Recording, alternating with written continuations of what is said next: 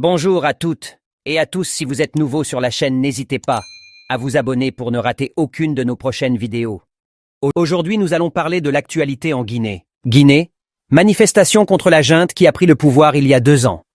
2 ans après le coup d'État, la vie démocratique est toujours dans l'impasse et les partis politiques et la société civile restent mobilisés. Les forces vives de Guinée ont organisé ce mardi, 5 septembre, une manifestation contre la junte militaire au pouvoir.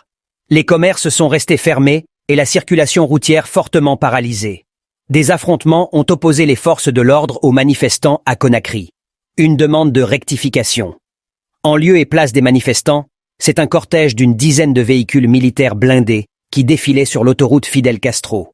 Ce matin, aucun protestataire n'a pu rejoindre le rond-point de la tannerie. Pourtant, point de départ annoncé de la manifestation initiée par les forces vives de Guinée. Chez certains riverains, la psychose était grande.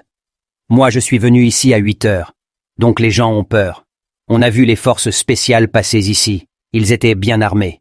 Il y a aussi la présence de la police et de la gendarmerie, explique-t-il. Les forces vives de Guinée, organisatrices de la manifestation, entendaient demander la rectification de la transition militaire en cours depuis 2 ans. Mais ses membres n'ont pu descendre dans les rues en raison de l'important dispositif de sécurité. Ibrahima Balaya Diallo, un des responsables des forces vives.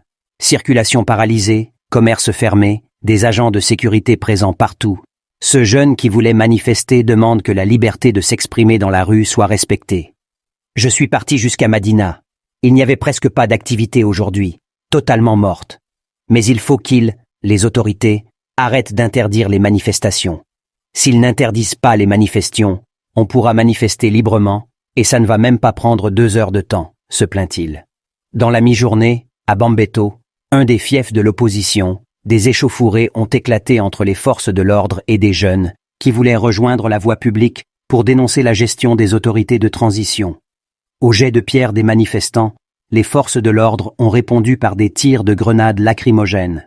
Sur le bilan de cette manifestation interdite par les autorités, les forces vives disent avoir enregistré 3 morts. Nous voilà à la fin de cette vidéo, dites-nous ce que vous pensez en commentaire.